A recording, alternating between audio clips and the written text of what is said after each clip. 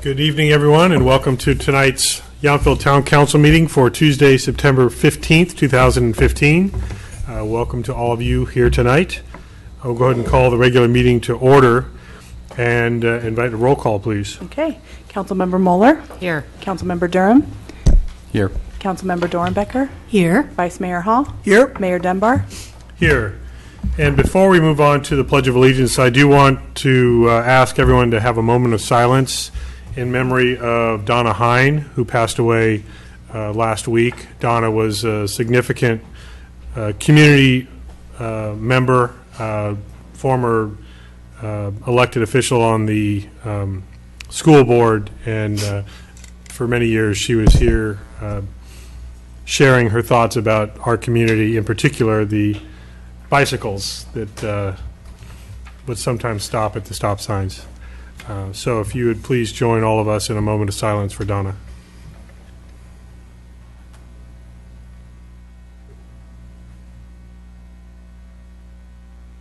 Thank you very much. Now, if you would join us in the Pledge of Allegiance. I pledge allegiance to the flag of the United States of America and to the republic for which it stands, one nation, under God, indivisible, with liberty and justice for all.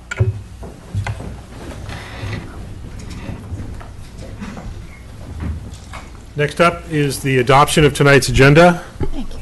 And I do anticipate we're pulling a couple items off the consent calendar, but that's Yes, not changing the agenda any. That is correct. I would like to recommend that we pull agenda item, consent calendar item A and D off so that we can provide clarification on number A, and on item or number 60. D, we can explain a bid protest and the consequences of that for the council. Okay, so knowing that is coming up in a couple items, is there adoption of the agenda? I move to adopt the agenda for tonight. Second. All in favor? Aye. All right, thank you very much. So now it's public comment on anything that's not on the agenda tonight. And as you just heard, we're going to pull item 6A and item 6D in case there is public comment related to those items. But this would be for anything not on tonight's agenda. Seeing no one coming forward, we'll move right ahead to that consent calendar. I'll entertain a motion to approve items 6B and C. Is there a motion? And E, sorry. I so move. Second. So moved by Dornbecker, second by Moeller. All in favor? Aye. Thank you. So now we'll take up item 6A, and Steve, you're going to Yes. do a little explaining there? The first thing I want to do is clarify to everybody what item 6A was. As you may remember, at the last council meeting, there was an item for a construction of a parking lot improvement and some expansion. Based on citizen input and comments, the council asked us to meet with a number of residents and stakeholders and review.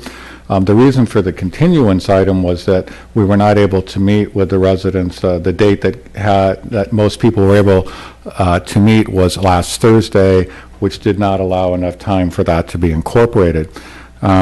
We had a very healthy and robust 2-hour-plus dialogue meeting. We've also had an opportunity at a staff level to go back, look at some different options, listen, and at this point, I sent a communication, or actually I should say Public Works Director Tagliabashi sent a communications this afternoon to the stakeholders, which I've shared with the council. Staff is going to be pulling the recommendation for the parking increase. Instead, we're going to be looking at a limited project, which will include some minimal curb and sidewalk approach and an approach tie-in, some different signage programs, parking designation, and staff will be recommending a one-way consideration. So the parking increase construction project that was originally anticipated will not be coming back on October 6th, and staff may need a little bit of additional time on the refinement. So I really do want to take a shout out to all of the neighbors here, because this is a good example where participating in the process, I think, is going to result in a better product. So we thank you for that. Thank you. So are you proposing that this item be continued to October 20?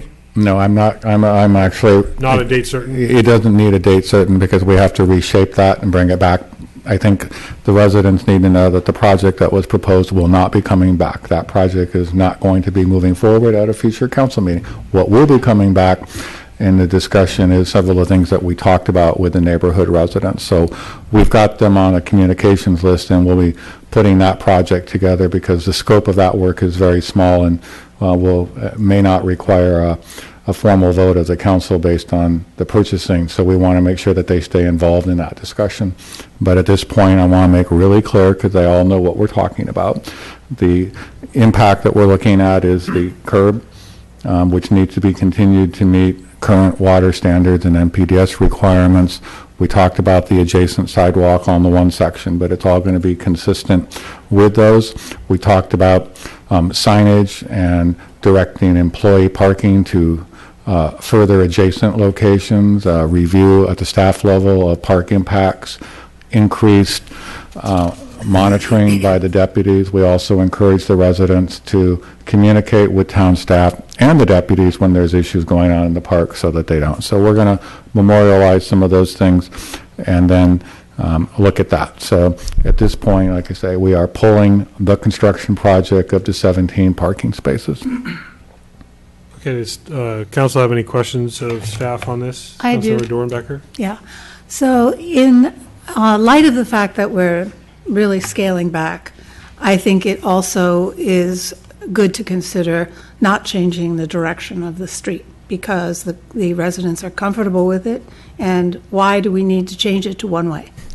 I think, well, I'm going to say that item will come back to you. There is a safety concern and consideration in terms of being able to maximize the parking on that side, so we'll present that at that point in time. I think there's a willingness on the part of some of the residents to consider that yet. I wouldn't say that they're all excited about it, but I think there's a willingness on the part of some to look at it. But there are issues on light and direction and being able to, for us to facilitate some of the movement of the impacts in the neighborhood are what facilitate that recommendation. So that'll be coming back to you as part of a package with that program later. But you're going to be discussing it with, the staff is going to be discussing it. We'll continue to have another follow-up meeting when we put the package together with the neighbors, because it's a series of things. And I want to point out that the council direction was for staff to look at trying to resolve all of those various issues that the residents brought forward to you. So we're really working on, and the light impact and the noise are two big things that will be, as well as the safety of that curve. You know, there's a 90-degree radius. So those are some of the things that we're addressing, and we'll go back out and meet with the residents and work with them on that. So bottom line is the item has been tabled indefinitely, and it's going to be revised. Well, I just don't think, what I want to make really clear, right, that's that project correct, is right? not coming forward. It's Right, done, okay. boom, no longer, So we have does not nothing that we're exist. going to deal with on October 6th related to this item. Most likely because staff will have to rewrite the package and the specifications. Okay. And if we're able to that, we will communicate with the neighbors that are all here, so our email system's working. So we'll make sure that they're aware and meet. Right. Okay. Any other questions from the council? I know, is it all clear to all of you? I know Steve talked about it directly. If there's still a question, you can come on up. We're not really going to get into the details of the item, but you can come on up to the microphone and share your thoughts. But realize there isn't an item to be discussed in detail at this point. Yeah, my name's Pam Reeves. I live at 6887 Jefferson Street. Pam, can you speak up, adjust the microphone so you can speak into it? Thank you. Okay. 6887 Jefferson Street. I live about a half a block from the park. And I want you to know that these issues that are being discussed are not just about the people who live right across the street from the park. It's a town-wide interest of residents about the park and about the ambiance of the town in general. And I think several of the issues that have been brought before you as far as mitigating things that people have brought to you at the last meeting, those were concerns that were generated by the parking project. The idea of lights and of more traffic because of more parking spaces and things like that. Those are not concerns generally the way it's configured now. And I've talked to more than one resident who came to the meeting last time and expressed some concerns about those new parking spaces, that if they had known then what they know now about what staff chose to do with those comments, they never would have said those things. They would have just gotten up here and said they do not like the project and they would like you not to approve it. So I think in the interest of saving staff time and town money, it might be better to talk with the residents first and then discuss whether the project is necessary. Thanks. Thank you for your thoughts. Anyone else like to comment briefly? Okay.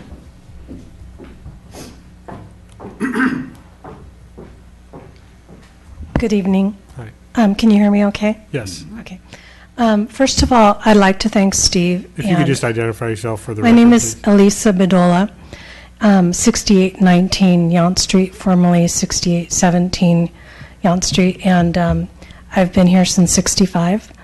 And as I had said before, the park is very dear to me and to a lot of the old families that are here in town. I would like to thank all those who have been trying to work with us, especially Steve and some of the other members of the town council and Jeff. Thank you for meeting with us today. We really felt like you really heard our concerns.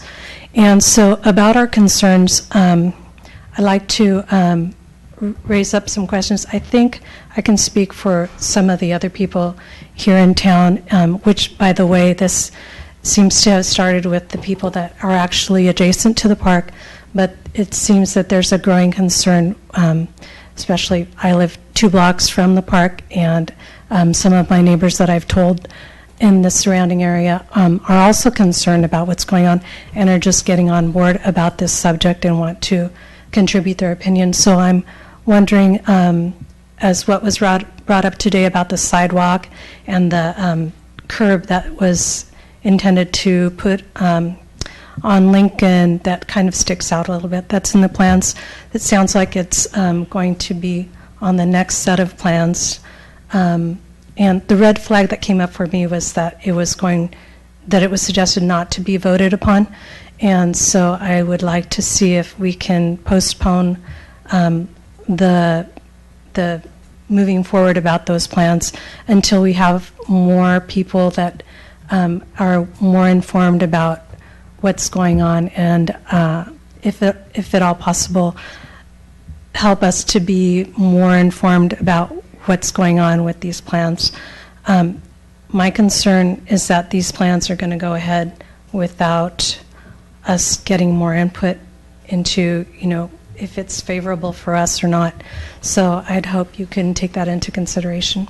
You can rest assured, as Steve has told you and as we have pledged to do, you'll be a part of the conversation as you have been, and we're not trying to do something that doesn't involve your participation, so don't worry about that. Okay, thank you. Anyone else?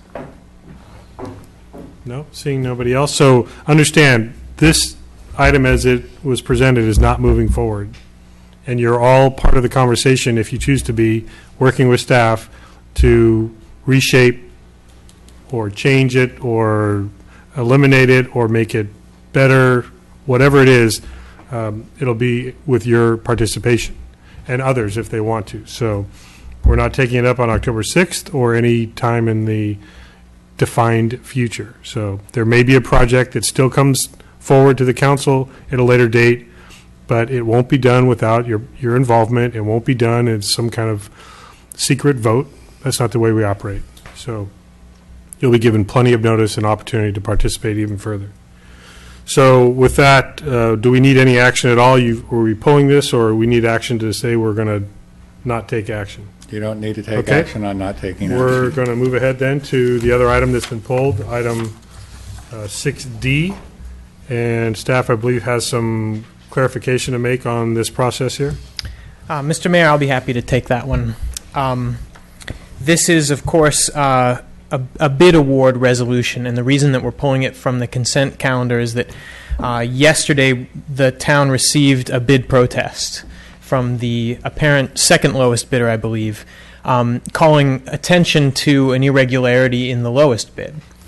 And the specific irregularity is that the town's bidding forms, pursuant to state law, require that each subcontractor be listed not only by name and address and what type of work they're going to do, but their license number.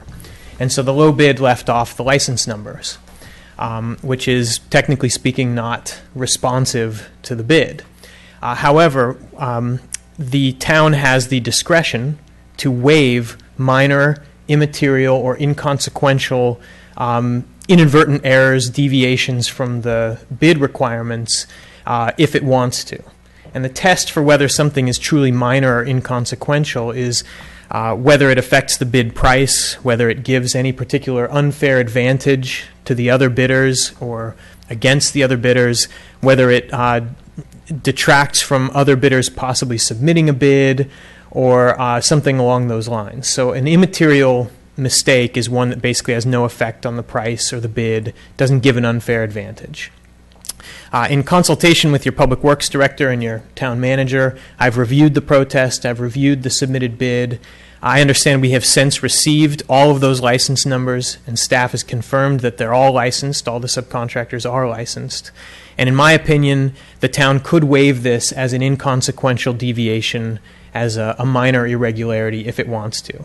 It's up to the town council to make that determination, and of course can hold all bidders to the exact letter of the bidding requirements if it wishes. It's entirely up to your discretion. So would your, And I should point out, I'm sorry to interrupt, Mr. Mayor. We have passed out to the council a copy of the bid protest and a replacement resolution should the town council decide to waive the irregularity and go ahead and award the bid to the lowest apparent bidder, the apparent lowest bidder. So that should be up there in hard copy on your dais. so what's different about this resolution before us here than the previous? In particular, under recitals, recital E under the replacement resolution states the receipt of the protest. Paragraph F reflects my conversations with your Public Works Director and our conclusions and recommendation. And paragraph G would be your finding that as the town council you've reviewed the protest and consider this to be a minor inconsequential deviation for the reasons I set forth before. But they're all laid out there should you wish to adopt this resolution. And then also paragraph H includes the information about the license numbers being received and double-checked. Is there any comparable situation that might help us put in context whether this is truly inconsequential and almost classifies as a typo? Yes. Some time ago, actually, the town received a bid that contained a mistake that was also, I believe, the subject of a protest, and we determined at that time it was not an immaterial or inconsequential mistake. And in that instance, I believe the bidder had left off a price for a whole category of material, right? So my analysis was, in that instance, the letter of the contract they were signing held them to an advantage. They had a lower price amount because they left off a whole item of goods for which they still may be able to charge later. And so that affected the price of the bid. It gave them an unfair advantage in the bidding process. So it was my recommendation that could not be waived as irregular. Leaving off these numbers, I find it difficult to imagine how it could affect the price, to include them or not include them. It is theoretically possible that if one of the subcontractors maybe was not licensed, maybe their quote to the prime contractor was accordingly low because they didn't have a valid license.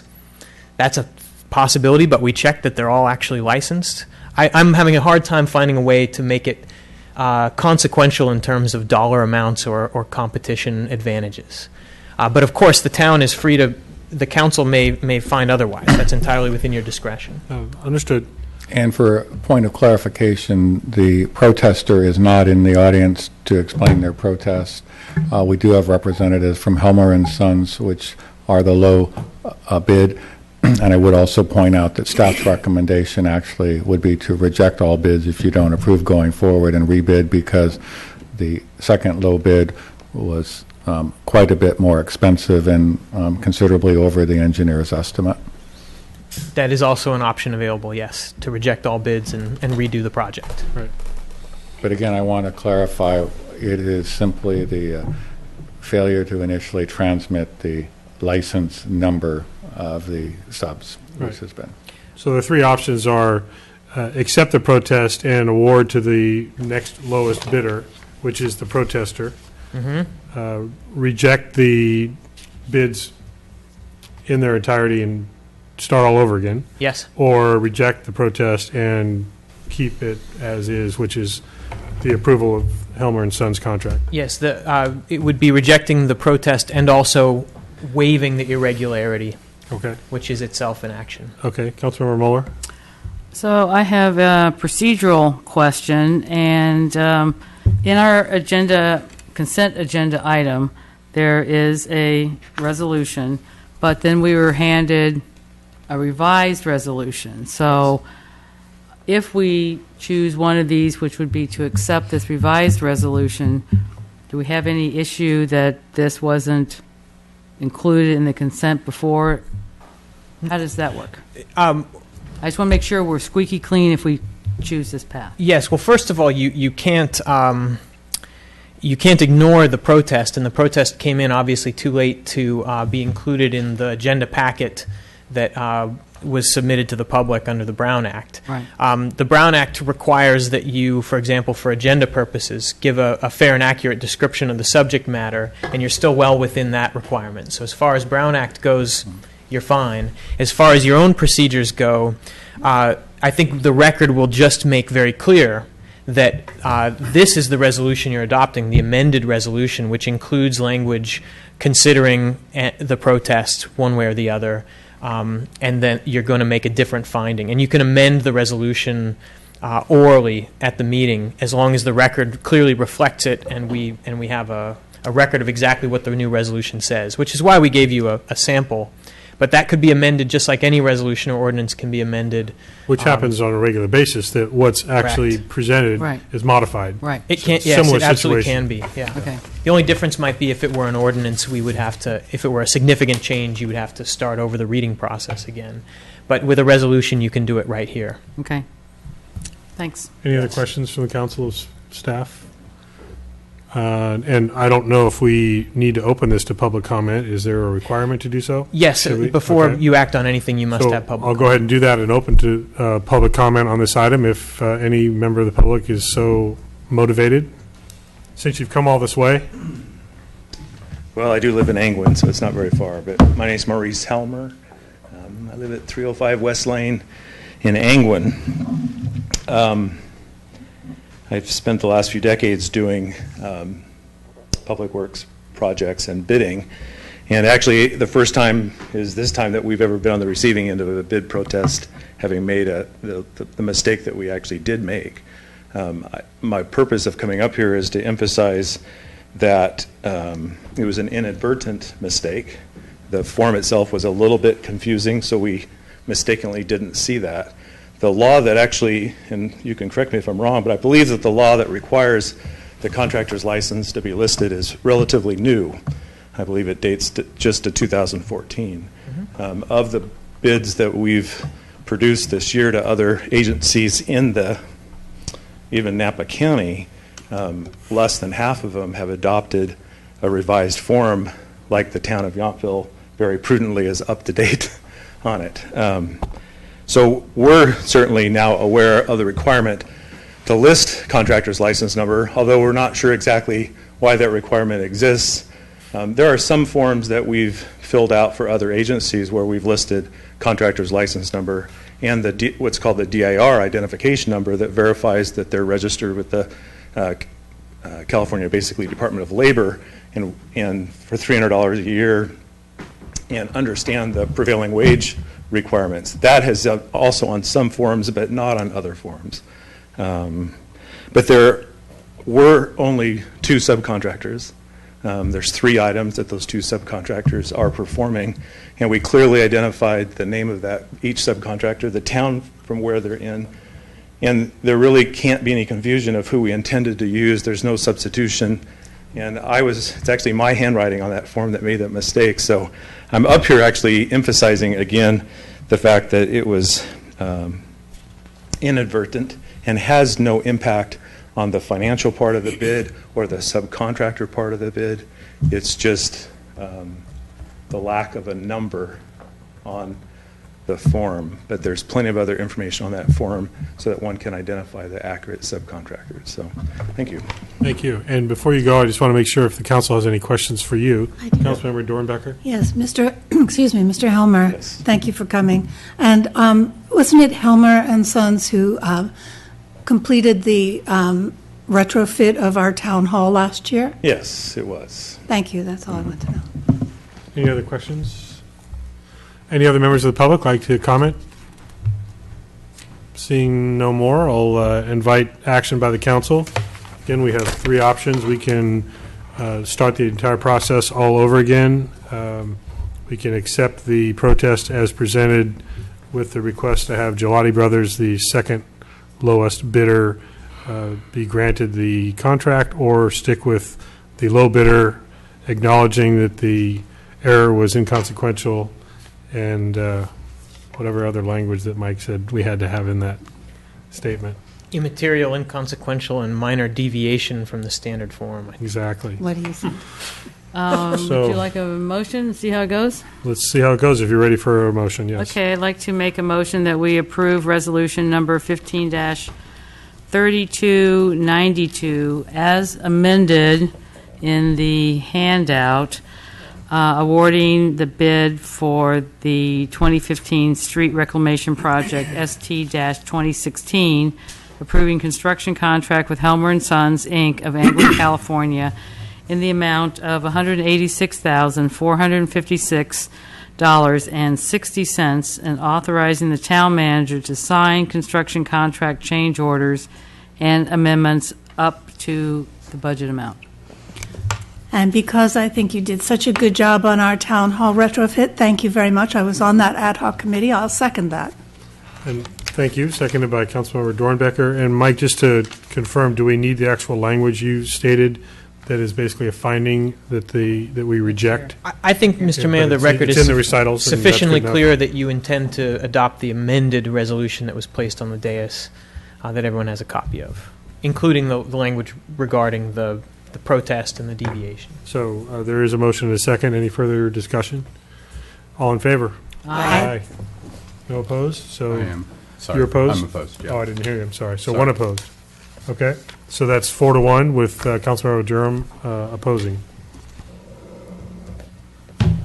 You go so quietly without comment. And My first time. all right.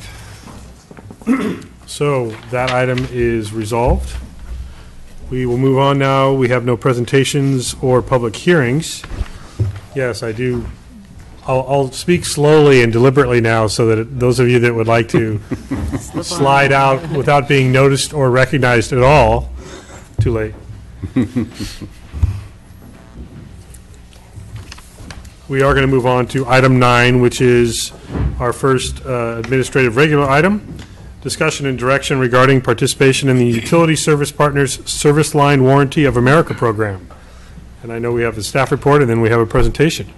Thank you very much, Mr. Mayor, members of the council. Tonight we have for your discussion and direction regarding participation in the Utility Service Partners Service Line Warranty of America program. This program was formed in 1996. SLWA is a subsidiary of Utility Service Partners and offers an insurance warranty to residential property owners, which covers the cost to repair or replace their utility service lines. I think it's important to note that they were endorsed by the National League of Cities as of November 10th, 2010.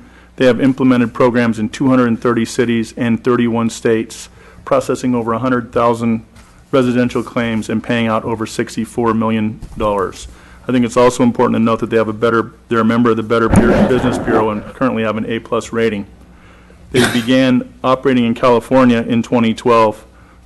Cities including Daly City, the City of Cathedral, City of Culver City, Lemon Grove, City of Palmdale, and San Diego all participate in this program.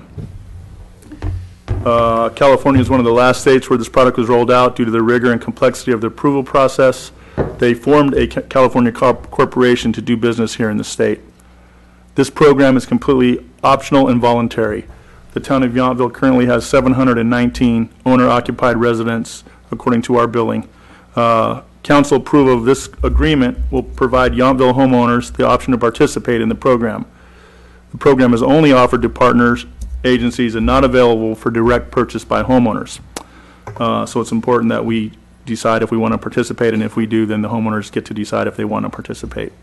They can participate in 1, 2, all 3, or none of the programs that we are going to discuss tonight. There was also a rebate program which a town could choose to reduce the premiums, and the numbers that we are discussing tonight actually have used those reduction in premiums, so there would be no additional reduction. The program requires no deductible and includes no pre-existing exclusions, which I think is kind of extraordinary for any insurance program. Customers can terminate their policy at any time and receive a pro rata refund of the prepaid program. The program does fall under 3 categories: a water line warranty, a service line warranty, and an in-home plumbing warranty.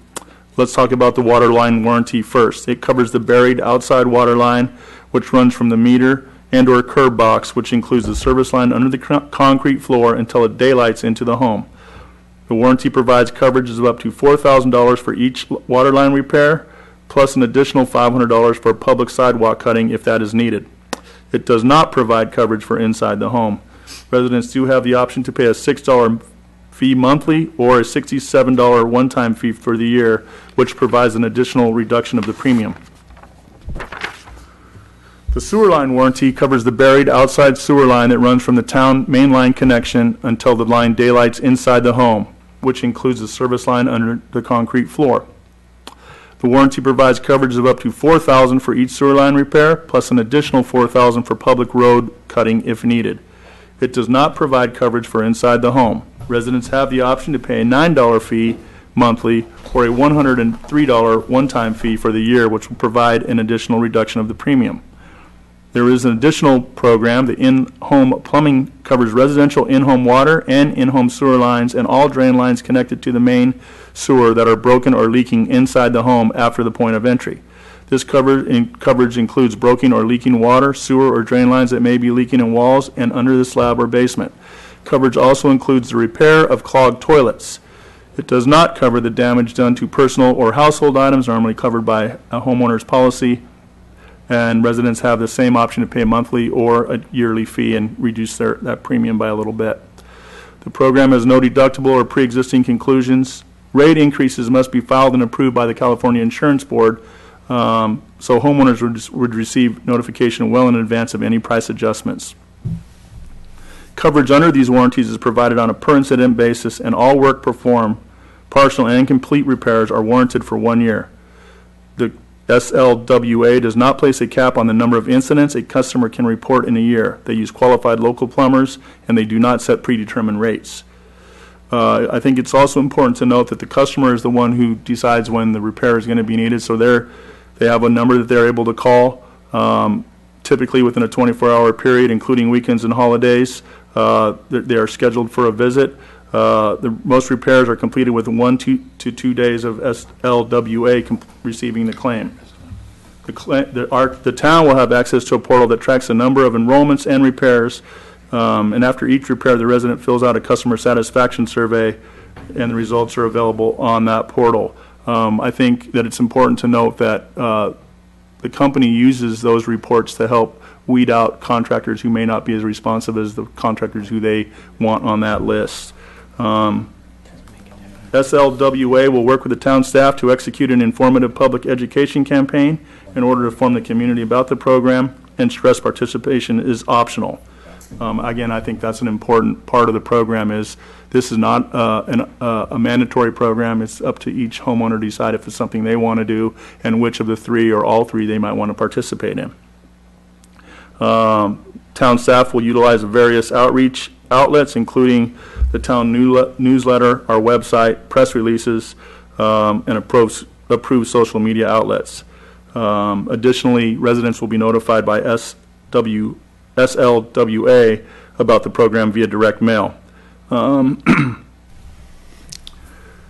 If the town council would like to participate in the program, staff will return with a resolution authorizing the agreement. So we're asking you tonight to hear the presentation and give us further direction on whether you would like to participate in the program or not.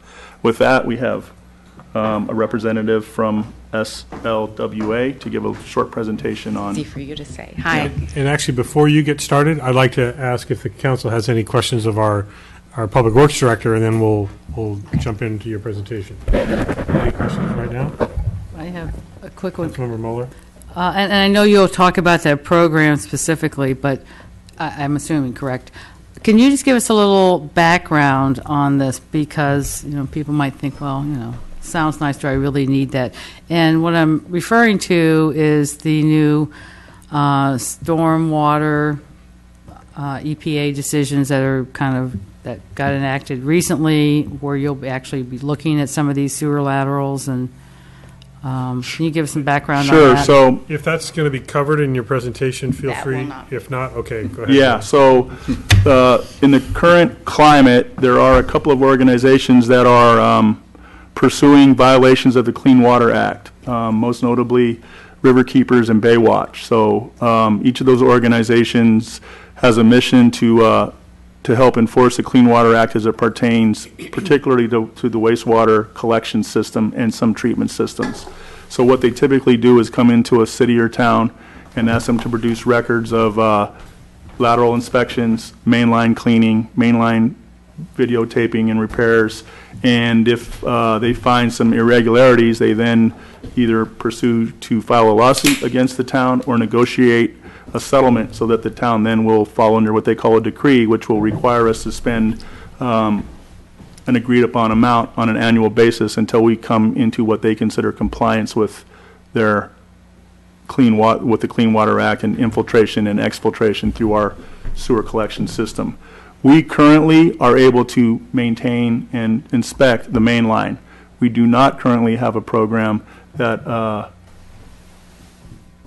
encourages or helps us do much work with the lateral program. We will be bringing something forward later in the year about helping us kind of get a better handle on the lateral program, including some kind of an inspection when the properties are transferred on sale or at some other kind of a transfer of the property title.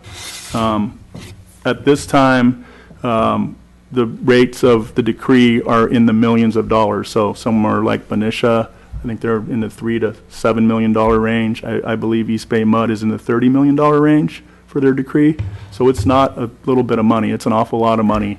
It's a very serious violation of the Clean Water Act, and they're pursuing it with that intent. So we think that this program helps our residents be able to afford some security, some peace of mind, will help some of our systems get repaired in a timely manner instead of maybe delaying it because it costs a lot of money to do those kinds of repairs. So it's a pretty elegant solution to a long-lived problem in a lot of different communities.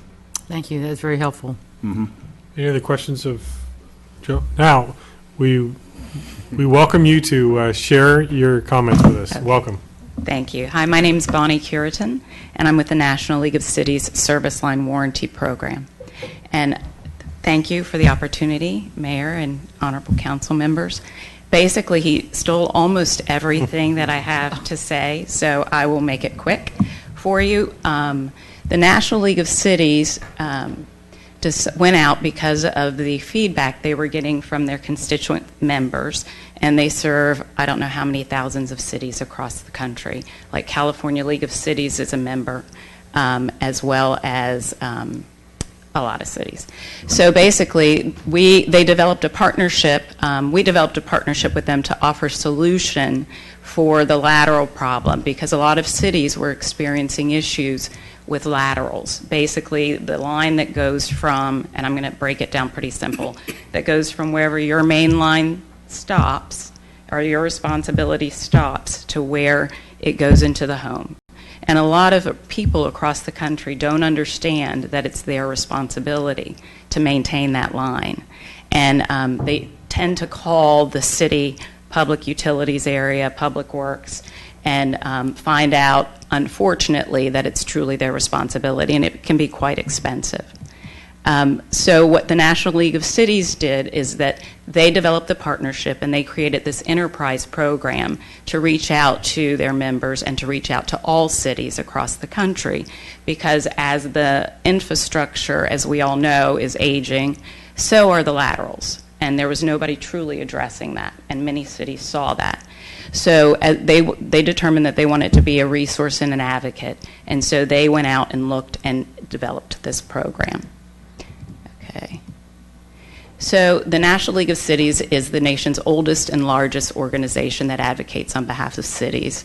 Like I said, several cities approached them. Actually, the National Texas Council of Government conducted a very extensive RFP and RFQ process, and they vetted the top 5 warranty companies in the country and took them through rigorous numerical grading, as well as a verbal orientation and a verbal presentation.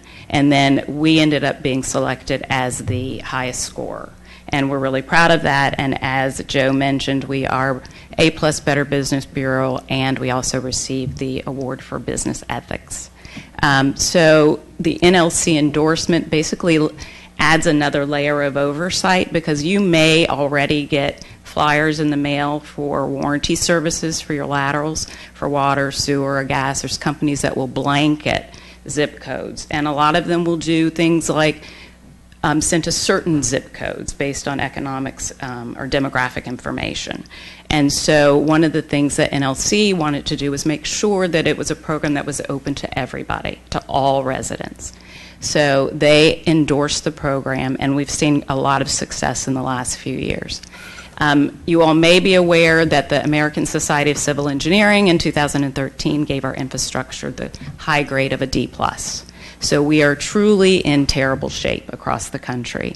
The EPA estimates that about $77 billion will be spent in repairs for public water distribution systems, $10 billion on wastewater collection and upgrades, $22 billion on new sewer construction, and $45 billion for controlling combined sewer overflows. I'll mention that I just started in California. I used to cover the East Coast, and it seems to be a huge issue. I didn't know about these entities, Riverkeepers, Baywatcher, the other one that you mentioned, but the cities that I've called on have been sued, and there's quite a few. I've gotten 2 actually last week, because they are in the middle of a lawsuit implementing the program and protecting their citizens. And again, it just becomes a very viable option with some of those threats. Even without the threat of the organization, there's a lot of EPA stuff going on in terms of infiltration into the water lines, and I&I is what they call it, and overflow. So it really is something that needs to be addressed by each city. So out of 850, there's more than 850 water mains breaks that occur every day across this country. The lateral lines, again, like I said, are subject to the same elements as the public lines. You know, you all have shifting, fluctuating temperatures, root penetration, corrosion, and more. And what I found in California is, because of the drought, and you all have a lot of ficus trees, that the ficus trees love to get into those weak spots in the sewer lines, and they grow roots. They just want to seek out water anywhere.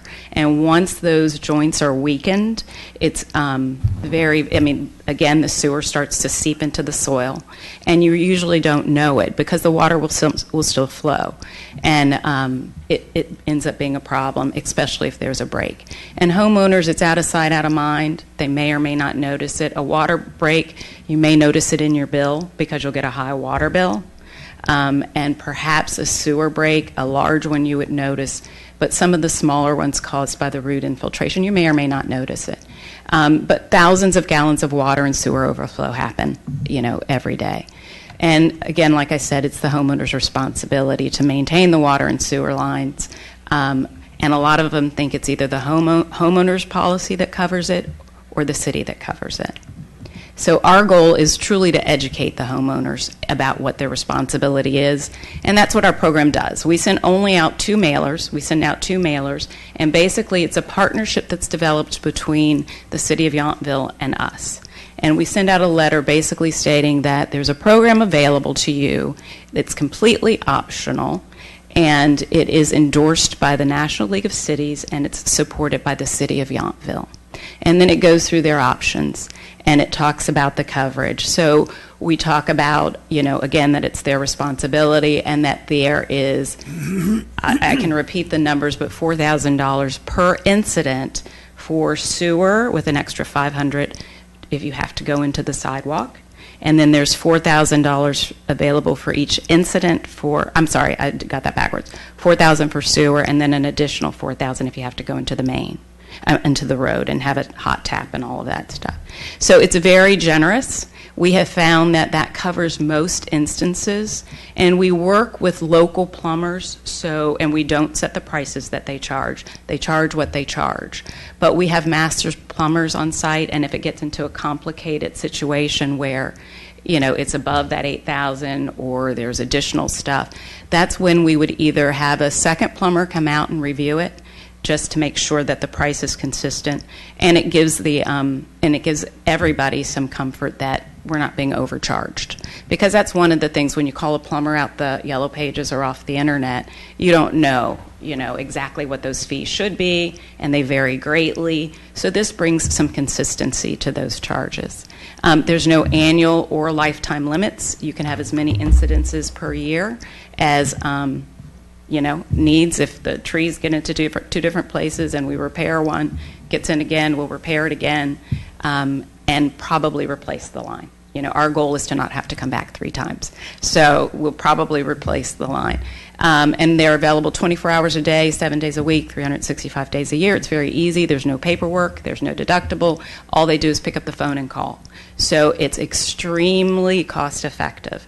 And the only way that we're able to keep our costs low is we don't do the mass mailing.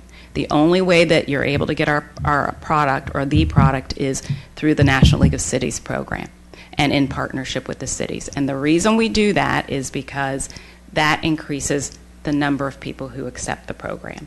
So it increases the response rate for us. It gives your residents a solution at a very low cost with very generous benefits.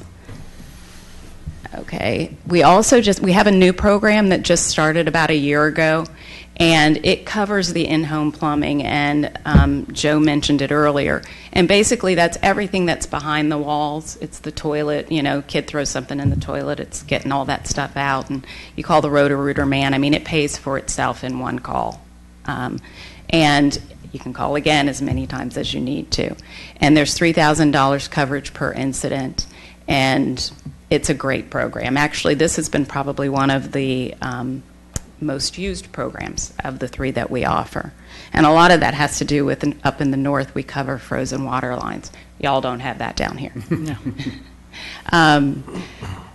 We have actually now and it's growing every day, 270 cities. We have paid out $64 million in infrastructure repairs, and we've returned $4 million to cities through a revenue sharing option. So the way that the program is set up is that there's a 75-cent royalty that is on the that you can choose. So the rates are $9.75 a month for sewer, and it is $6.75 a month for water, and $6.99 for in-home plumbing. So they can choose one, they can choose, like you said, 2, or they can choose all of them or none of them because it's optional. And if you decide to not take the royalty, which is paid per product, per month, per customer, then we lower the rate to $9, $6, and $6.50. What a lot of cities have done, especially the larger cities like Atlanta, they put a fund together for people who were low income and couldn't afford the service themselves. And so they put in a fund together and they utilized the money that way. And they appointed a citizen-run committee to basically allocate how those funds would be used. So those are options for you. We approve just about every claim. That's why I love working for this company. People will file a claim. People will sign up on a Monday, call in the next Tuesday, we'll go out and repair it, and they might cancel the next week. But somebody's figured that out in the actuarial tables. So it all works out. And we really do go above and beyond to honor a repair. I've had people who, like especially the elderly, they get confused. So we only offer one product a month, and they'll sign up for sewer, and then something will happen to water, and they'll call in. So we really work with them, and we'll do it anyway. That's kind of how the company works. I'm surprised we make money. And we are in quite a few cities and states, as you said. Those are our accolades. That's our little slogan. Basically, if you decide to partner with us, we do everything. We do all the marketing, we do the mailers, we do all the lists, we recruit all the plumbers. There's actually very little administrative burden once the program's up and coming. We recommend that you send out a press release prior to the program being offered, and basically to alert your citizens that it's just an option and that it's just a solution if anything ever happened to their sewer or water lines. Really, that's the program in a nutshell. Do you all have any questions for me? Any questions from the council? Vice Mayor? Oh, he's got his calculator out. Thank you for your presentation. I do have a couple quick questions. Sure. But, so, the way I see it, just in short, if everyone who had a service here in the town of Yountville were to sign up at $9, $6, and $6.50 for all three, so the maximum that you guys can see, it's like $15,000 a month if everyone signed up. You mean to us as a to company? you before the royalty payback to the town, which I didn't quite understand what that number was, and you said it was 75 cents per each. If I could clarify, that's based on an initial presentation. Staff made a determination that we weren't going to pursue the royalty because in some organizations there's different structures, and we just felt, knowing the council, that you would be comfortable with us. That could be an offset for management and various things like that. So we said, no, we'll cover that and not have that as a small profit center. Okay, so then I'll ignore my first question. Thank you. So opt in or opt out. I understand you go through the agency, the municipality, because you don't want to do a mass mail, blanket mail. This gives you some, I'll say, credibility, although, coming from the town, some people are going to vehemently deny it anyways. The question I would have is, when you got to mail or communicate that out, so there's got to be some cost associated with that. Is it an opt-in program? So people choose to do it. They have to check a box and then they have that option. It's not like it automatically starts occurring somewhere. Okay. No. I think you covered the if they sign up, terminate, and then sign up again. You probably have some arbitrage. They can terminate at any time. They can terminate at any point they would like. So there's no requirement to be in it for a year. Nope. Okay.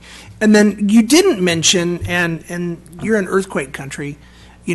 What if, or is there coverage or warranty should there be every lateral on a street breaks because the fault happens to drive down everybody's front yard? Is that obviously also covered underneath these warranties? No. Okay. Natural disasters are not covered. The earthquake would not be covered per se. Now, if you had a minor earthquake and it wasn't, all of a sudden. Define a minor earthquake. Well, obviously you all. I don't live out here. Actuarial tables don't have Actually, that. I'll help a little bit There's here. language in the staff It report is, that and it would addresses that. require, I'm sorry, I it didn't would catch it. require state and federal declaration of an emergency situation. That would be the definition of a minor earthquake. Okay. And so there's obviously earthquakes happening all the time out here. Okay. So obviously Maybe one happening right now, we just don't feel it. We just don't feel it, right. So the soil is shifting, the earth is shifting, and it's happening, and it's out of sight, out of mind. But if something happened and somebody comes home and all of a sudden, the sewer's a little slow or the water's running a little slow, we would cover it. Okay. Because there's no pre-existing condition. So as long as there's water flowing through, whether it's slow or not, we will cover that. Okay, those are my questions. Thank you. I wanted to say that, and I'm looking for it now, and I'm not seeing it. I thought there was some reference to homeowner coverage, something about standard, Your homeowner's Issues. policy? yeah. Well, That would have answered the Vice Mayor's question about earthquake, that the homeowner's policy wouldn't cover earthquake. You don't cover earthquake, but you cover the typical issues that a homeowner's policy would not cover. Right. Like we cover standard wear and tear. Your homeowner's policy doesn't really cover wear and tear. Right, it's major. So we will cover wear and tear on your pipes and your sewer lines and things like that. So we really are filling in the gap between where your homeowner's ends and then where the city's responsibility is for infrastructure, for your water and your sewer. Okay. Other questions? Councilmember Dornbecker? Yes, hello, thank you for the presentation. I noticed you mentioned the cost for the in-home coverage, but it wasn't in any of your written documentation that I saw. So what is it? It is, the in-home plumbing is $650 per month. And there was a slide back there. Yeah, I saw the slide. Okay, yeah. And it's $3,000 a month. And the beautiful thing about that is it covers kind of some of the normal things that people call the plumber for, like clogged toilets, things like that. Dripping faucets. You might see a wet spot in your roof, or in your ceiling.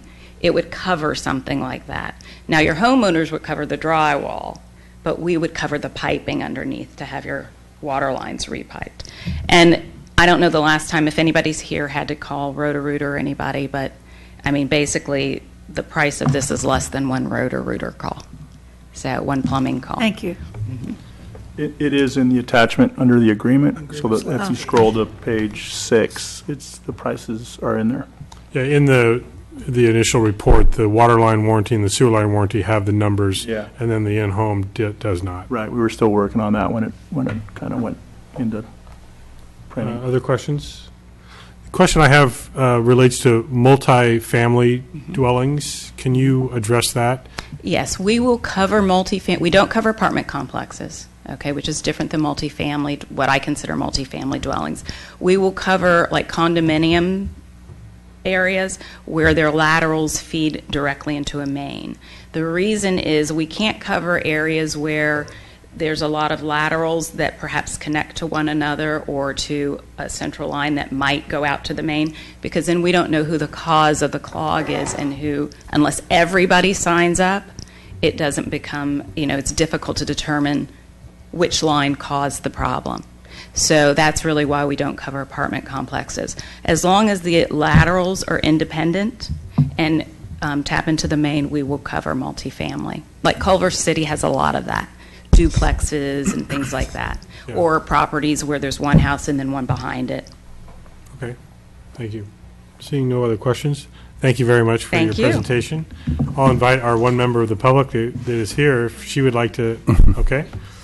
So with that, you're asking for direction of whether the council would like the town to pursue this? That's further? correct, Mayor Council. If you may remember, about a year ago, we did bring a sewer update ordinance on that, and at that point in time, there was some comments from the realtor community, and there was some feedback. And several of you have seen a presentation at various leagues, and it just seemed like this was an appropriate time to bring such a program forward. And again, what's neat about this is it's completely optional at the discretion of the resident, and it's a value-added program, and staff thinks that it's an appropriate thing for us to make available to the community and let them make a decision. I will point out that, we have a lot of older homes in this community. Old Town especially, the sewer system predates incorporation, just as a subtle reminder of the age of some of the system, and then it's been augmented.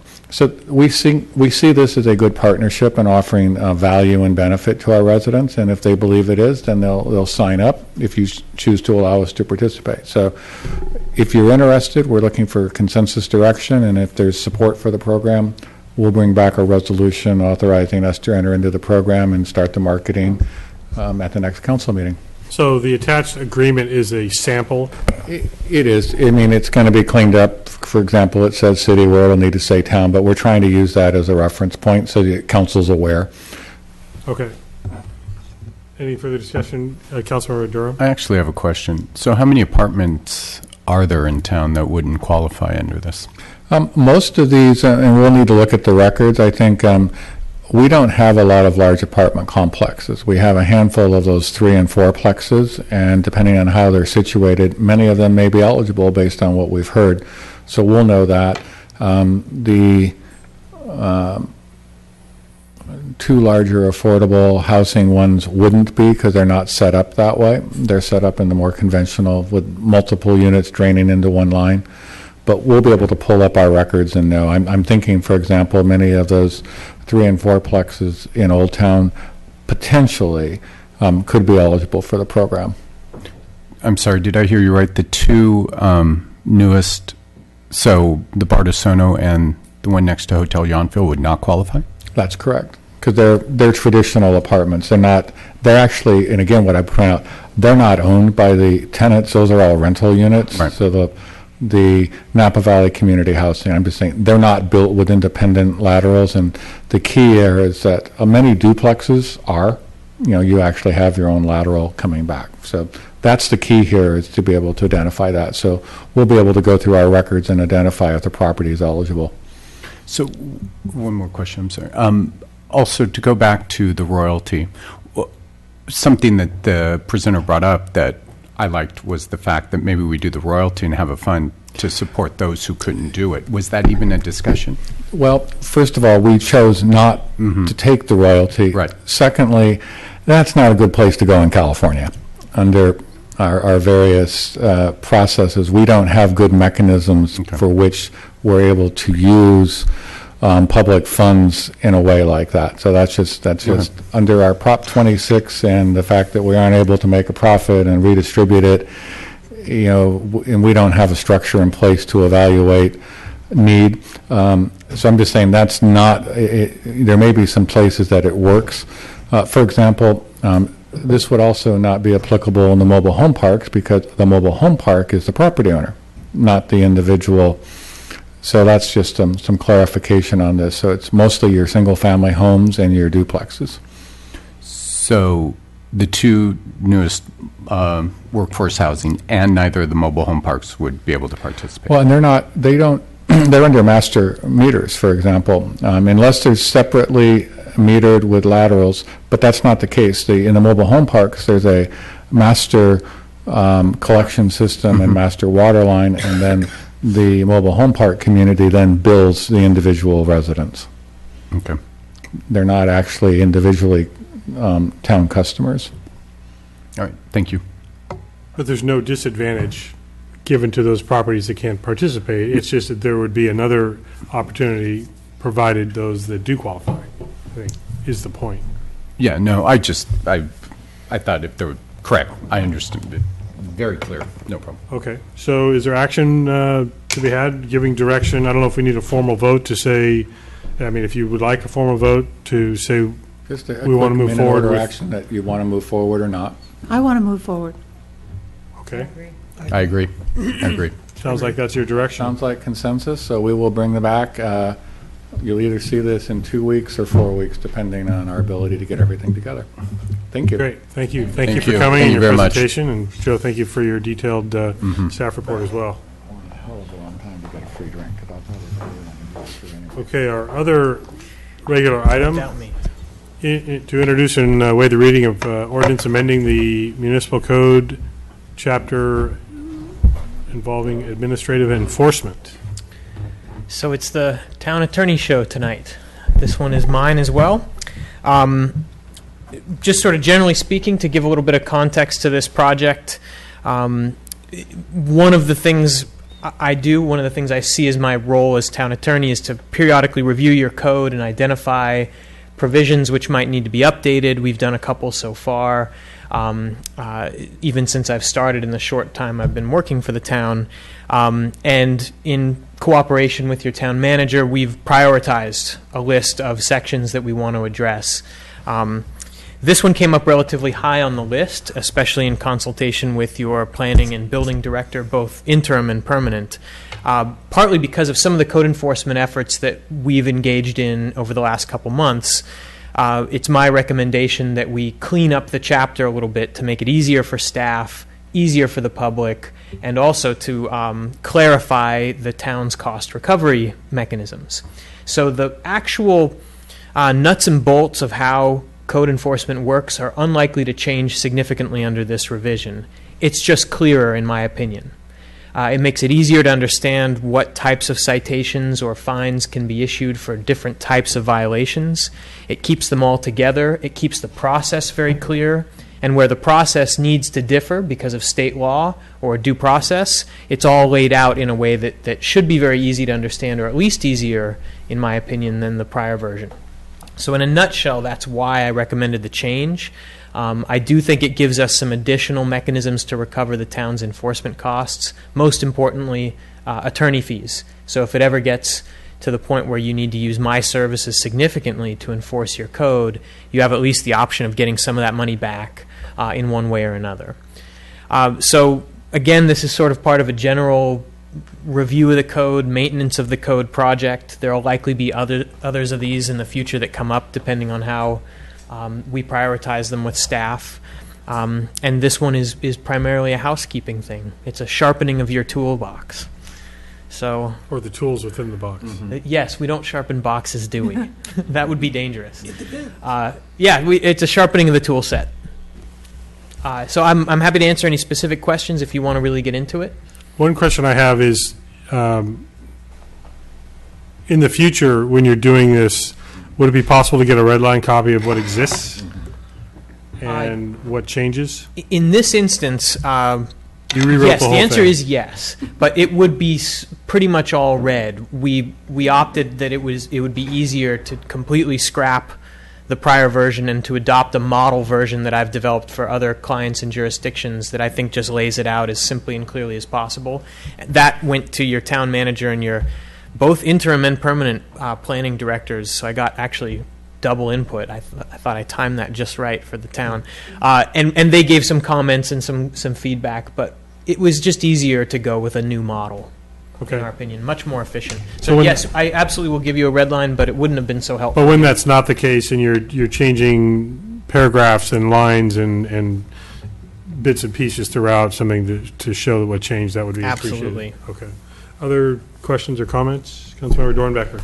Yes, Mike, in 8.05026, authority to inspect, is this true? Enforcement officers are authorized to enter upon any property or premises within the town to ascertain whether the ordinances of the town are being obeyed and to make any examination and surveys as may be necessary. Is there not a warrant associated with that? You absolutely need a warrant for that if you don't get consent. So under the municipal code, it's important for the town to give authority to its officers. Whether or not in an instance an officer can enter property depends on a number of factors. First, if they get consent from the property owner, there's no warrant required at all. But we do need to give authority from the town to perform the inspection. If there is no consent, then yes, of course you need a warrant, unless, of course, there's some sort of emergency. Very rarely going to be the case in this type of code enforcement. So you point out a good point. There would have to be something plus the municipal code to authorize the entry. That isn't really clear in this. Is this because it's just giving the authorization power to the staff, but I think that, if I were a town resident and read that, it would really give me pause, because it doesn't look like there's any way that, it doesn't say that, if the resident gives consent. So one concern might be to impose restrictions that do definitely exist under federal constitutional law. We're pretty sure those aren't going to change anytime soon.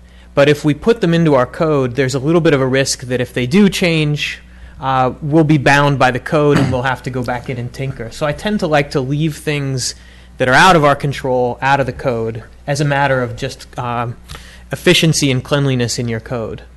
I also want to clarify that when we talk about code enforcement, in this community, based on a lot of the council's actions, a lot of our code enforcement is actually conditional use permits on the commercial property and enforcement. The most recent enforcement actions that the town has conducted have actually been commercial conditional use violations and a violation of a home business occupation. It hasn't been when you think of code enforcement, but we use the word code enforcement as a catch-all for any category of a violation of the town's municipal code. So I just want, this is really not about, it could be going on to a property that's blighted and needs abatement or is causing a negative impact.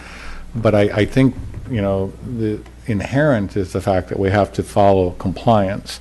But for example, I'll use an example.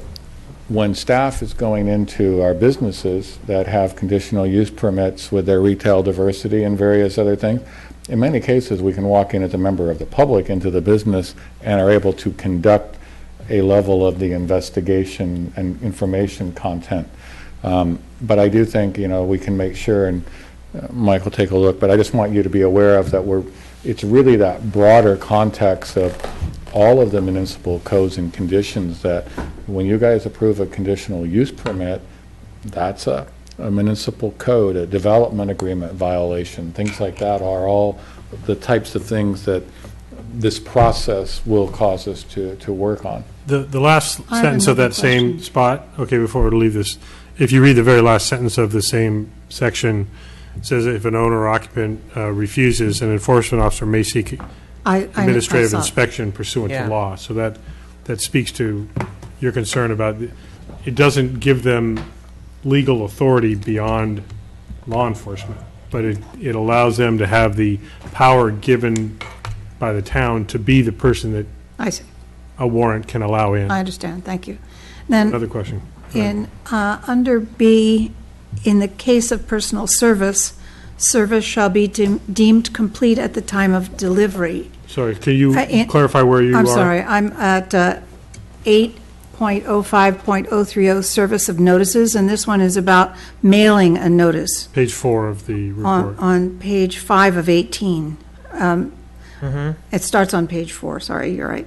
But anyway, it says the failure to receive a notice properly served via first-class mail shall not affect the validity of any enforcement proceedings under this chapter. Can you clarify that for me? Yeah, the idea here is that if the town puts a notice in the mail and somebody avoids checking their mail, and this does happen, and then comes to the town and says, you can't have cited me because I didn't get the notice.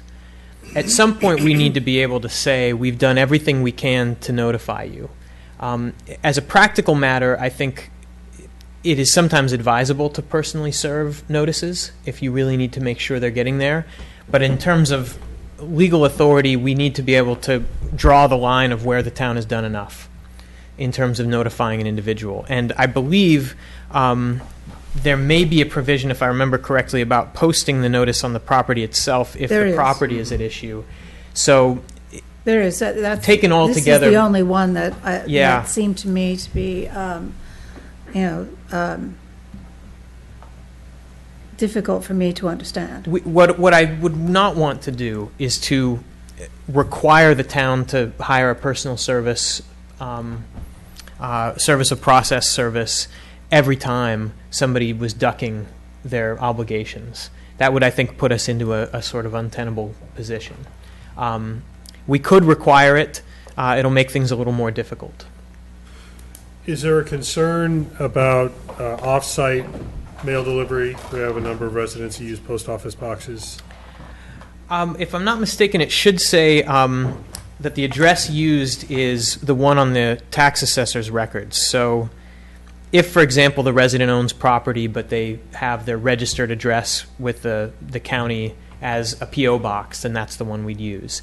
Again, as a practical matter, I might recommend sending it to the property itself, to the listed address with the assessor's office, and then posting it if necessary. So sometimes we do all of those things. Got it. Okay. But I think it's fair to send it to where the county sends its notices and tax records. Okay. Thank you. Are there other questions about the And just proposed to reinforce ordinance? what Mike was saying, that actually is the town staff's practice. We typically will mail, and if there's a different utility billing address, we'll mail that, and we will also send certified and uncertified. But a person that's in trouble is usually pretty good about avoiding a certified letter, so that's why it doesn't have the value that it used to have. So you're looking for a motion to introduce and waive the reading of this new ordinance language, correct? Mm-hmm.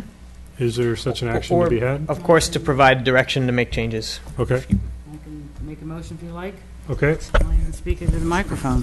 I'd like to suggest that we approve ordinance number 15-440, an ordinance of the Town Council of the Town of Yountville, amending the Yountville Municipal Code, Chapter 8.05, Administrative Enforcement, and waive the reading.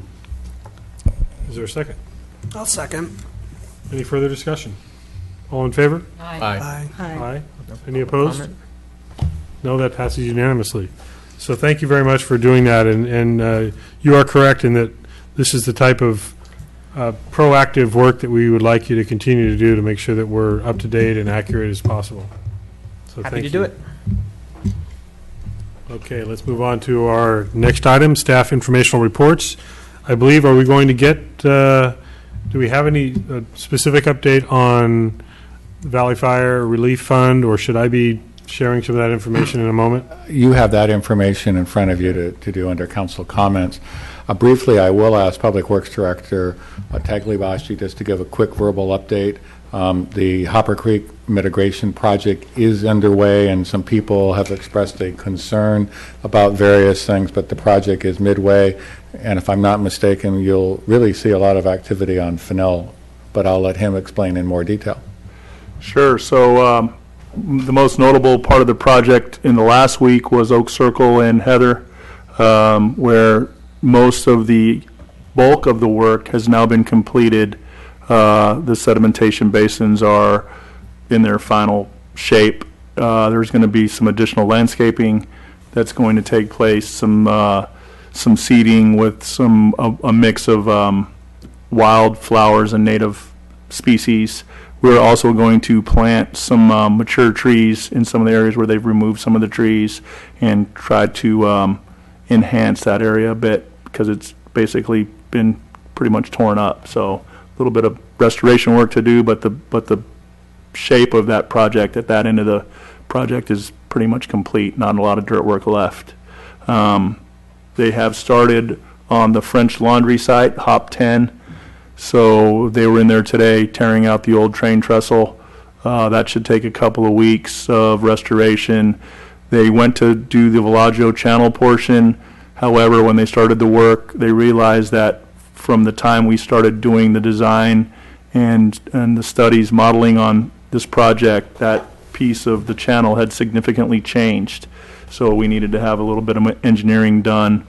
That was done today, returned to them, so they're going to be able to start that sometime next week. Most of the dirt work for Villaggio Hop 10 will be complete within the next 2 weeks. What you will have noticed, for those of you who are out on Fennell, the utility companies are out. They showed up yesterday.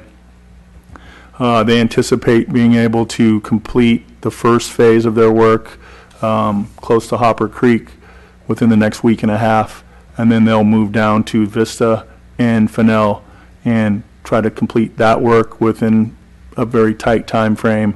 And then the last little piece is down at Fennell and Heritage, much smaller piece of work, shouldn't take them more than a few days. So we're hoping that we're going to meet, the plan right now calls for us to meet the timeline of being out of the creeks by October 15th. There still may be some work that's going to continue on Fennell, but the majority of the creek work will be done by October 15th. Is that work the reason for the mounds of dirt along the bike path and the debris and equipment sitting out there? That's where that dirt came from. I had a long discussion with Caltrans. They were not happy with the storage of that material, so the contractors now negotiated with Caltrans to move that material across the street on the other side of the highway, that large open space on Highway 29. So that's where they're going to store the bulk of their material. It's my understanding they also have a tentative agreement with the Catholic Church at the south end of town to store some equipment and some material. So they're going to clean up those dirt piles. Caltrans is not at all happy with where that was stored. Interesting what Caltrans is concerned about in terms of blight on the highway. Yeah. Well, that definitely got their attention for sure. I have a question. Yes, Councilmember Dornbecker. Yes, thank you, Joe. I noticed that the two on the Oak Circle and Heather dig out, that the two ends are dug out, and there's a portion in the middle that is really full of weeds and way overgrown. Is that just going to be left the way it is? Well, that's on the agreement that you all approved on the last council meeting for the county flood control. They're going to help us maintain that drainage now. So I have been in contact with Sean Horn from County Flood Control. They're getting a schedule together to come out and do the weed abatement and some of the removal and normal maintenance that we would have seen in years when we weren't doing these projects. So the county's going to help us maintain that drainage channel now. And the main reason we asked you all to help us give us the approval for that was because the county has a significant advantage in obtaining the permits. The amount of gravel that we're going to have them remove in future years is insignificant compared to the gravel that they remove through the rest of the county. So they agreed to help us maintain Hopper Creek and Beard Ditch, and we got that approval a couple of weeks ago at the last council meeting. And is it correct? I believe that I remember that you said that those deep, pond pools that you are dug at each end of that area are not going to be cemented in. They're just going to be. No, they're gonna be seeded, and there's going to be some native grasses and some wildflowers that are going to be on the banks. But the purpose of those is to for people who are longtime residents. You remember, they would remove gravel on a yearly basis, annually, from Hopper Creek, both here at Fennell and downstream. The engineers believe that they've created 2 spots there and 2 additional spots on Fennell that are now going to deposit that gravel, and we're going to create an access road, which you see those gravel access roads in that area, to allow the crews to get in and remove that gravel. Fish and Wildlife is much more permissive when we have that kind of a setup. So we think that the permitting, because the county's working on the permitting and because we've set up specific areas to remove that sediment, then it's going to be a much more streamlined and less costly process for us. Thank you. And just a reminder for everybody that many years ago, Fish and Game changed the standards, and the maintenance effort in that area along Heather in that area were severely limited to the nature of the maintenance that can occur, because Fish and Game has basically said they prefer a native habitat with little maintenance, and some of the adjacent property owners would prefer a, shall we just say, a manicured, and Fish and Game will win because it's their permit conditions that we have to be adhering to. So, but that area will get cleaned up. It normally occurs this time of year. I will point out that some of the county uses also some of the California Conservation Corps crews, and right now some of that effort has been redirected to the Valley and Butte fires as well as some others. So we currently have a contract with them for some work, but that may get delayed, and our hope will be that obviously Fish and Game will continue to apply a course of logic when it comes to the timing, but the county, and we think that's long-term a better maintenance program for us. But so some of the residents were expressing concern, and it's a little bit later than it normally would be, but mixed up by the 2 projects going together. Okay, very good. Any other info reports? If not, it's going to lead me right into, you've just spoiled my surprise from the Flood Control Board meeting today, which was, among other things, well, we set our meeting schedule for 2016, but more timely, they approved the memorandum of understanding with the town of Yountville for ongoing annual stream maintenance and watershed management support services. So now it's official. Cool. Where did I hear that before? Exactly. In staff informational reports. So that was my flood control report. Napa County Transportation Planning Agency. By the way, we thank you on behalf of the town. You're welcome. It was unanimous. The NCTPA meeting is tomorrow. They are proposing the adoption of the countywide transportation plan, Vision 2040, which is a very robust list of projects that are not funded, but it's a good list. And the vice mayor will be there to experience that. I will be at the Napa County Agricultural Protection Advisory Committee presentation of our final report to the Planning Commission. So that is happening at the exact same time as the flood or the NCTPA meeting. I'm one of the co-presenters of the final report to the Planning Commission. The timing is interesting because at the Planning Commission tomorrow also Jerry Gill of Sustainable Napa County is expected to be appointed to replace Matt Pope, who resigned from his position. And there may be another opening on that commission coming up soon as well. So that takes care of those two meetings. Reports and announcements. Before I get to that, anybody else have meetings to report on? Okay. No. The Valley Fire Relief Fund has been set up in Calistoga to provide a formal, structured way for people to contribute.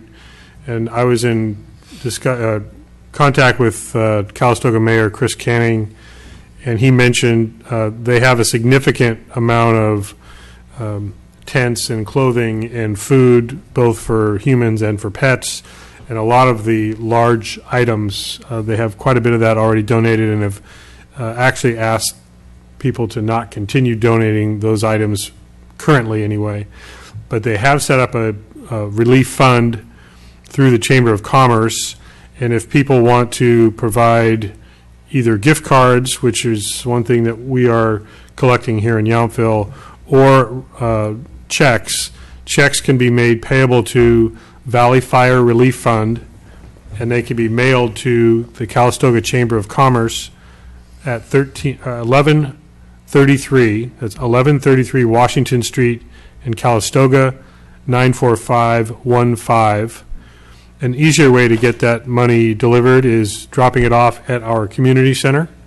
And do we have a box here at Town Hall? We are collecting at Town Hall. We are collecting at Town Hall. So both the Town Hall and the community center drop-off donations will be taken up by my wife and myself on Friday up to Mayor Canning at the Welcome Center.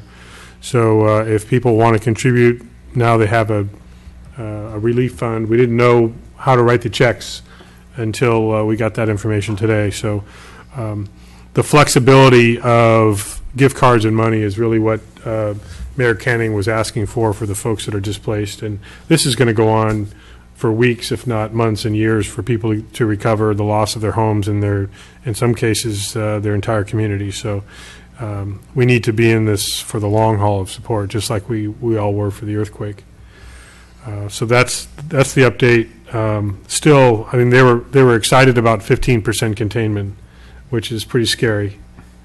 85% not contained. So there's a lot more happening there.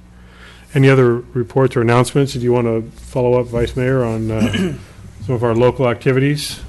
Yes, well, I will follow up. I will say that it was a great turnout to the Kiwanis Warm Burner this last Friday. Thank you to all who participated. This next Monday on 9/21 is the Pathway Home Tournament. So if you have not found a way to participate, do find a way. I won't tell you about the outcome of the Kiwanis Warm Burner other than to say that we did not win, as expected. I don't think anything else at this juncture. No, we were not expected to win. As expected, not to win. We feel it's appropriate to not take the spotlight from those others in attendance. Well done. Yes. So So we made it quite clear that we were not trying to steal the spotlight. It was hot. It was It was definitely hot. more. It was not Focus Barbecue hot. That's true. I'll give you But there that. wasn't the same high level of exertion in that activity of golf. I'll give you that. I'll give you that, definitely. But the Focus Barbecue also well-attended, some significant money raised. They're So still that- working on it. Oh, good. I also wanted to mention, thank you for mentioning the Pathway Home Golf Tournament, also Pacific Blues. Jeff Steen is hosting his annual anniversary celebration / chamber mixer / Pathway Home fundraiser. That's this Thursday, the 17th. So people are invited to go out and support Jeff and support those causes as well. Those are all I have. Anyone else? Seeing no else. Let's see, our next meeting is scheduled for Tuesday, October 6th at 6 p.m. I would like to recognize, as we adjourn tonight, again, recognizing the contributions of our longtime neighbor and friend, Donna Hine, who recently passed. So I'll entertain a motion that we adjourn in her memory. So moved. Second? Thank you. All in favor? Aye. That is unanimous. We are adjourned. Good night. John?